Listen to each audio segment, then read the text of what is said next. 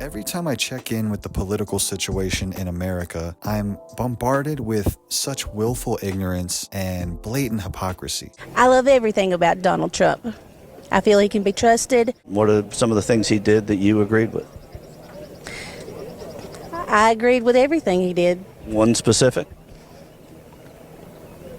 I can't think on the spot. It always makes me so grateful that I was a grown man before MAGA was mainstream. Every time you see a MAGA gathering, there's almost always kids, and they're usually wearing the merch, and when you see them in the little side interviews, they're always very vocal, because of course they are. What are the issues that are most important to you that Donald Trump has brought up this year? Building a wall. We don't want Mexicans. No.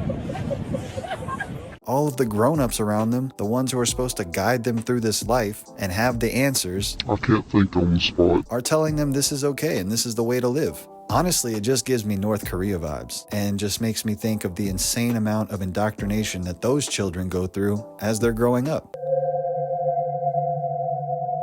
Taught that the deer leader is a god and that he doesn't poop and just wild stuff like that. And most of all, it really just makes me think that really could have been me if I was a young person and I grew up in a family that was pushing this ideology and telling me that, yeah, this is the way to live. It makes me really appreciate being born in a time when getting vaccinated was not a political statement. So I'm not going to catch polio or die of something curable like measles. We're seeing the largest measles outbreak in over 30 years, and a lot of kids are going to get sick and die due directly to their parents' decision-making, which is based solely on political ideology, even though the guy they choose to vote for got the COVID vaccine.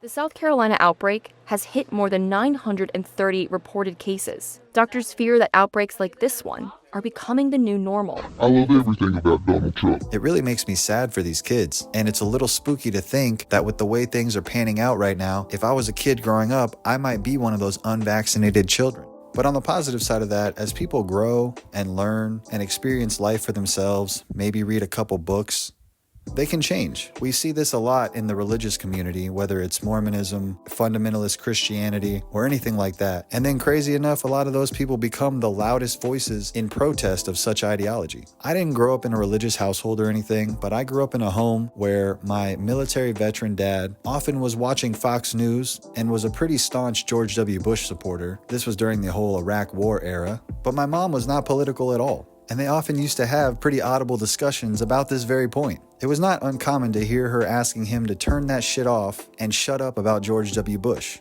Not verbatim. But now, in a strange turn of events, but one that I'm imagining is not too uncommon these days in this country, she herself is a 3-time Trump voter, and every time I've ever been to her house in the past few years, Fox News is on the TV. Go figure. Some reference, the town I grew up in Florida was not a small town by any means, but the kids I went to high school with, who are now adults, were the same type to drive big diesel trucks and be flying rebel flags out the back on a big flagpole. And actually, some of them are now police officers in that very same town.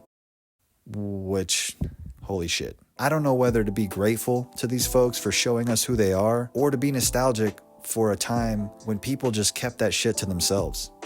I don't know. Honestly, I think Barack Obama broke a lot of people's brains. To be fair, he was no saint. He was still doing a lot of drone striking, and he didn't hold anybody from the 2008 financial crash to account. So that's just my 2 cents. But whether it was then or since 2016, things have just been different. And obviously COVID and the pandemic did not help the situation. And even though I am of Hispanic descent, I can't really speak on the systemic racism that a lot of people in this country experience on a day-to-day basis, because I really look like a white dude and I sound like a white dude, especially during the winter without a tan. But what I can say as a free-thinking, educated adult is that racism itself is based on ignorance. And human beings often fear what they don't understand, which then breeds hate and more ignorance. We saw that pretty recently with the NFL Bad Bunny halftime show. To get up there and perform the whole show in Spanish is a middle finger to the rest of America. Who gives a damn that we have 40 million Spanish speakers in the United States? We have 310 million who don't speak a lick of Spanish. These people having to speak so vocally against a guy speaking in Spanish like they don't like chips and salsa. We're short on time, but I have to ask you about Mexican. The best thing you can order at a Mexican restaurant is going to be, Katrina, let's put it right on the table. We're going to crowd it.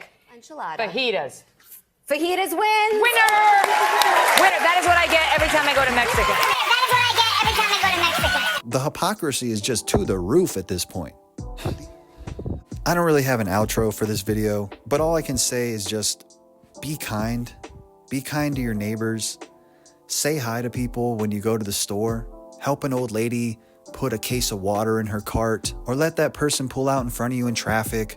Or for God's sake, read a couple books, please. But one thing not to do is to let yourself be a spoon-fed moron who just repeats talking points. I love everything about Donald Trump. And has no original thoughts from your own brain. Please.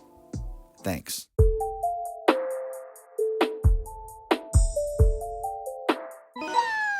I love the poorly educated.